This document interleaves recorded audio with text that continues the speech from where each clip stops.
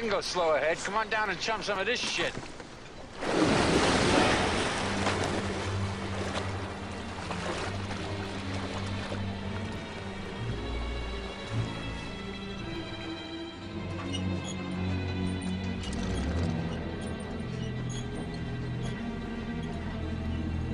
You're gonna need a bigger boat. Steven invented the blockbuster with Jaws. You know, we theater owners, moviegoers, the industry, the studios, distributors, producers didn't know a movie could make over $100 million at one given time. And we knew there were big attendance films like Gone with the Wind and Birth of a Nation, but we didn't know there was something contemporary that could do that well. Along came Jaws, and it proved the blockbuster could happen. So everybody got greedy and money hungry, so Hollywood started going into the formula for their films where let's make a lot of money if we can. Well, ironically, as much as Jaws inspired me to get into the entertainment business, Jaws also changed the entertainment business, and not necessarily in a good way. Jaws was the birth of the summer blockbuster, followed sort of in succession by Star Wars 2 years later. It was those two films that sort of Hollywood took notice and said, hey, first of all, we can make more than 100 million, but to make that kind of money and then have sequels and spin-offs, and as Star Wars would show, merchandising, that really changed the business. Unless you run an art house, like in my Camel View Theater, my Shea 14, my Valley Art, could probably care less about the blockbusters. But apart from that little niche, which is not even like 1.5% of the industry, the whole industry depends very heavily on blockbusters. If you take the attendance of the Valley Art and you add it to the attendances we get for all the art independent films for Shea 14, and then the same for Camel View, and add them all up, it will equal about a little more than half of the attendance annually at Tempe Marketplace. So you see what a niche it is, that like all the King's Men and all the King's Horses put together cannot come up with enough attendance for art films that equals one megaplex like Tempe Marketplace. What the hell? I wanna see There aren't as many original ideas coming out of the studio system. I don't have the numbers off the top of my head, but if you look at any given summer, you will see the top box office of the year. The vast majority of them are either sequels, franchises, or a known property. The movie-going public votes with their dollar bills, and until they vote for those movies in greater numbers, those movies are going to remain where they are. The reality is, given the marketing machine that studios have, the tie-ins with McDonald's and Burger King and everything else, that there's a million 13-year-old, 14-year-old, 15-year-old, 12-year-olds out there who implore mommy and daddy to give them money to go to the movie theater. And mommy and daddy go, okay, go to the movie theater. And they go. It is being a servant to the moviegoer. The moviegoer is our boss. And if we anticipate that The Avengers is going to be so successful that it needs to be on multiple screens, we do that. It's amazing how much we are just at the mercy of moviegoers.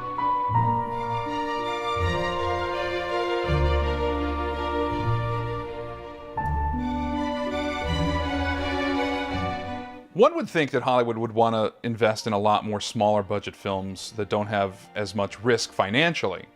But the problem is that there's a fear mentality, and people know what they think they know. And if they know that a franchise or a known entity or a reboot is sort of almost guaranteed to make a certain amount of money, then there is value in that to them.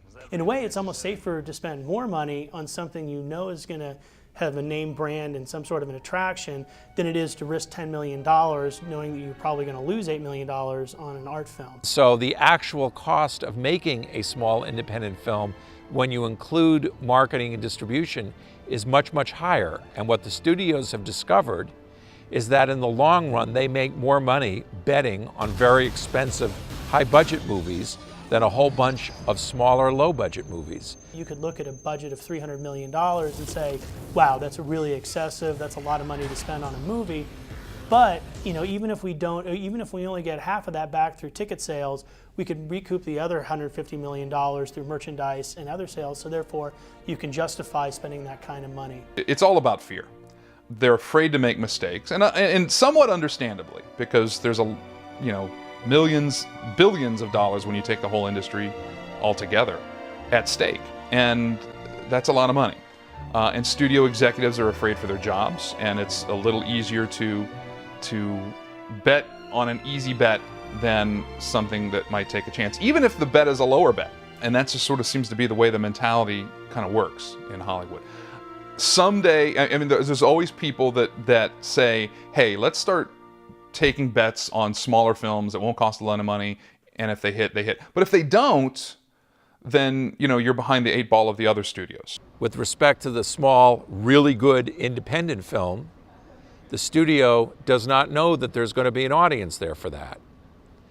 And given the very large costs that have to be made to market and distribute a film these days, films that do not have a built-in audience become much, much riskier to make. Exit. Where are they? The Canadian ambassador's house. You got Revolutionary Guards going door to door. These people die. They die badly. White House? Who wants the 6 of them out? What we like for this are bicycles. Deliver the 6 bikes, provide them with maps. Or you could just send in training wheels and meet them at the border with Gatorade. It's gonna take a miracle. You know, don't they teach you in journalism to write to a mentality of a 6th grader? It could be the movie going is also aiming to the same target too, because that's the masses. That's what gets across the best. Even though maybe the average education is way past the 12th grade, but that's what we want to see in our media. So it's just human nature, that's all. That's why the blockbuster will always be there. Well, I'm not sure if we're ever going to get past the era of the sequels, simply because, and I don't mean to sound cynical, I just don't know that you can put the toothpaste back in the tube. You know, I think that the studios give people what they want, you know, and unfortunately, the studios have set a really low standard for what we want these days, and people are stupid. That's what they go for. You have a large audience out there that's easily marketed to, and if I wish to be cynical, I would say easily manipulated into a movie theater. Studios still make money. The film business is still profitable from a studio perspective, and it is those large films, those big summer blockbusters that are the tent poles that really hold up the whole studio business model now. So those work if you're a studio executive or an investor in that studio or a stockholder.